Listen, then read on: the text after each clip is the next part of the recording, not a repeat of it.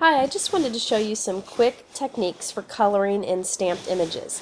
Here's the set of cards I'm going to do, and again, these are just things for doing quick coloring of stamped images, not elaborate techniques. So the first one is for coloring with colored pencils. Now I took this new cling image from Hero Arts and I just stamped it several times on heavy white cardstock and on some watercolor paper too. And we're going to use just the flower from this. That's why I only did partial stamping. For this I'm using Prismacolor colored pencils. Now there is a great video by Sherry Carroll on techniques for using colored pencils, and what I'm showing you here today is how to use them in a quick way, because let's face it, we're all in a hurry sometimes when creating our cards, and so I like to come up with ways of doing things very quickly. So you can see here I'm not spending much time coloring this. I just have two shades. I have pink and purple, and I just colored to fill in the image. Now this is Ultra Clean, which is a stamp cleaner from Hero Arts, but it actually works well as a blending solution, just like Gamsol. Now this is a paper stub. It's just rolled up tight paper. You can get this at any craft store. And I'm just dipping it into the Ultra Clean and blending the colored pencil with it. And this works out really well. Somebody in a class a couple years ago actually showed me this when this stamp cleaner first came out. She discovered it by accident. So you can see how great this blends together. Again, this is Ultra Clean. It is meant for our clear stamps, but it works great for any kind of stamping. Now you can see here, if you want to fade from color just to white, this works great for that too. And you can see how I did it here. Now here is a card that I did with some blue colored pencil and some Ultra Clean to blend. You can see how that was done very quickly to get pretty good results. Next I wanted to show you some quick coloring with the Copic markers. Now these markers, there are a lot of fabulous techniques you can do with them. This is them here. And I'm not going to go into the details of these markers. Lisa Spangler did a great video on them for Hero Arts, and it goes into the details, but I just wanted to show you how you can use them in a quick way.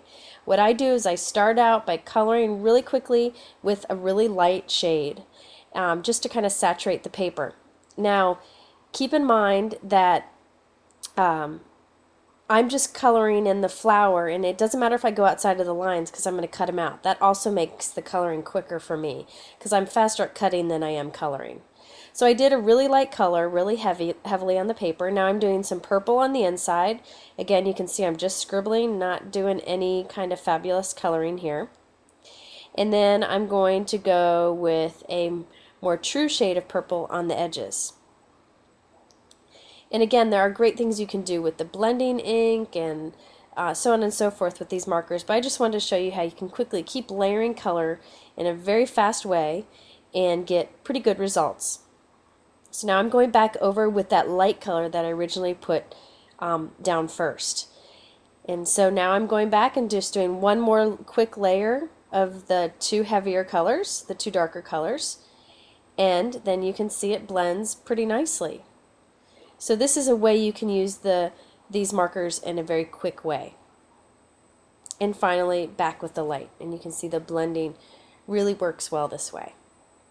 So here is one that I did with these Copic markers, and I actually used those markers to color these pearls, that light yellow that you see on all of the cards. Next I wanted to show you some quick coloring with ink, actually, just using the ink to color.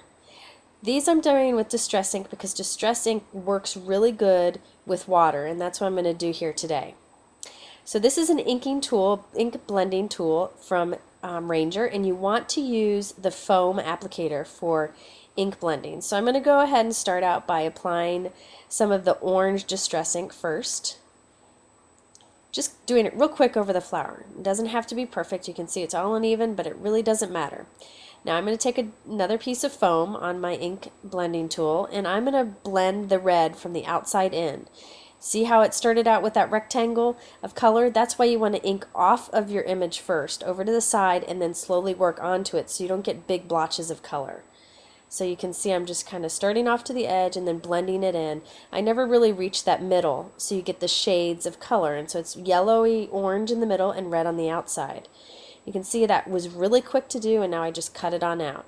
and you get this really vibrant colored flower like here. And you can also do this to do these leaves very quickly. It's just a great way to do super fast coloring. Now here with the ink blending tool, I just wanted to show you this real quick. You can either color something solid that way or go direct to paper, which gives you even darker, more vibrant color by going directly onto the paper. So that's just another way to do it. Now I wanted to show you using ink and water together. Distress ink works really well with water, and this is on watercolor paper. You can do it on regular paper, but I like watercolor. I'm pressing the distress ink actually onto an acrylic mount that's used for clear stamping. So I pressed the red and the orange on there, and I'm spritzing it really good with water, and I'm actually going to smush this right onto my stamped image and work it around so you can actually see the color being smushed around. And there we go. You can see I've kind of colored it in with two colors. Now I can go back and work on this a little bit by applying some more ink and moving around with my fingers actually. But I'm just going to stop here and heat it with the heat gun. It might look splotchy and messy at first, but once you heat it with the heat gun, I promise you'll like the results. And here you can see one that I did with just pink distress ink, the worn lipstick distress ink. And I really like that kind of watery color splotchy look. It's just a different result that you can get very quickly. Now this one I actually used distress inks and water and a brush to paint it and fill it in as you would with any watercolor. And I did it really quickly, and you still get results that look quite nice. And here you can see again, and I also did the leaves with the peeled paint distress ink so that I could color that too. So I hope this gives you some ideas for doing some quick and fast coloring of stamped images. Thanks for watching.